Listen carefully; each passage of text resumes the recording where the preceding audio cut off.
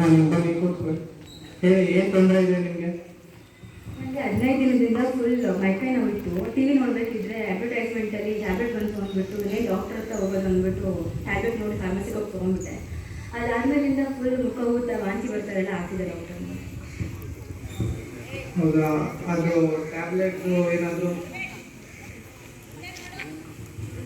Doctor ಇದೇ tablet ತೊಗೊಂಡಿದ್ದೀನಿ. ನೋಡಿ, ಅಡ್ವರ್ಟೈಸಲ್ಲಿ ಸೋಷಿಯಲ್ ಮೀಡಿಯಾದಲ್ಲಿ ಅವ್ರು ತೋರಿಸ್ತಾರೆ. ಅವ್ರು ತೋರಿಸೋದೆಲ್ಲ ನಿಜ ಅಂತ ನೀವು ಹೇಗೆ ನಂಬ್ತೀರಾ? ಅದು ಸುಳ್ಳು ಇರ್ಬೋದಲ್ಲ. ಅದಕ್ಕೆ ನೀವು ಏನಾದರೂ ಟ್ಯಾಬ್ಲೆಟ್ಸ್ ತೊಗೊಳೋಕ್ಕಿಂತ ಮುಂಚೆ ಡಾಕ್ಟರ್ನ ಮೀಟಾಗಿ ಅವ್ರ ಹತ್ರ ಸಜೆಷನ್ ತೊಗೊಂಡು ಆ ಪ್ರಿಸ್ಕ್ರಿಪ್ಷನ್ ತೊಗೊಂಡೋಗಿ ನೀವು ಟ್ಯಾಬ್ಲೆಟ್ನ ತೊಗೋಬೇಕು. ಇವಾಗ ಅವ್ರು ತೋರಿಸ್ತಾರೆ ಅಂತ ನೀವು ತೊಗೊಂಡ್ರೆ ಅದು ಅಡ್ವಾನ್ಸ್ ಎಫೆಕ್ಟ್ ಅಂತೂ ಹಾಗೇ ಆಗುತ್ತೆ. ಇವಾಗ ನೋಡಿ, ನಿಮಗೆ ಅದು ತೊಗೊಂಡಿರೋದಕ್ಕೆ ಮುಖ ಊತ ಬಂದಿದೆ. ಈಗ ಒಂದು ವಾಸಿ ಮಾಡ್ಕೊಳ್ಳೋಕೆ ಹೋಗಿ ಇನ್ನೊಂದು ಸ್ಟಾರ್ಟ್ ಆಗುತ್ತೆ. ಆ ರೀತಿ ರೋಗಗಳು ಬರೋಕ್ಕೆ ಸ್ಟಾರ್ಟ್ ಆಗುತ್ತೆ, ಅಡ್ವರ್ಸ್ ಎಫೆಕ್ಟ್ ಆಗುತ್ತೆ. ಆ ರೀತಿ ತೊಗೊಳಕ್ಕೆ ಹೋಗ್ಬಾರ್ದು. ಇವಾಗ ಮುಖ ಊಟಕ್ಕೆ ನಾನು ಟ್ಯಾಬ್ಲೆಟ್ಸ್ ಬರ್ದಿರ್ತೀನಿ.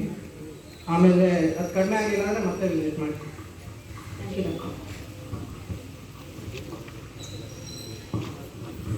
ಈಸಿನಲ್ಲಿ ಏನಾಯಿತು, ಅಡ್ವರ್ಟೈಸ್ಮೆಂಟ್ ನೋಡಿಕೊಂಡು ಪೇಷಂಟ್ ಮಾತ್ರ ತಗೊಳ್ತಾರೆ.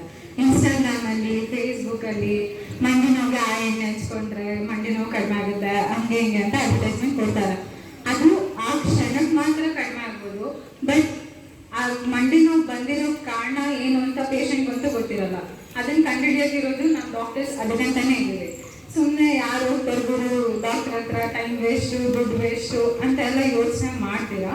ನಿಮ್ಗೆ ಏನಾದರೂ ಕಷ್ಟ ಆಗ್ತಿದೆ, ಏನೋ ಕಾಯಿಲೆ ಇದೆ, ನಂಗೆ ಆಗ್ತಿಲ್ಲ ತಡೆಯೋಕ್ಕೆ ಅಂತ ಪರಿಸ್ಥಿತಿಲಿ ಹೋಗಿ ಡಾಕ್ಟರ್ಸ್ನ ಕನ್ಸಲ್ಟ್ ಮಾಡಿ ತಗೊಳ್ಳೋದು ಒಳ್ಳೇದಾಯ್ತಾ. ಮತ್ತು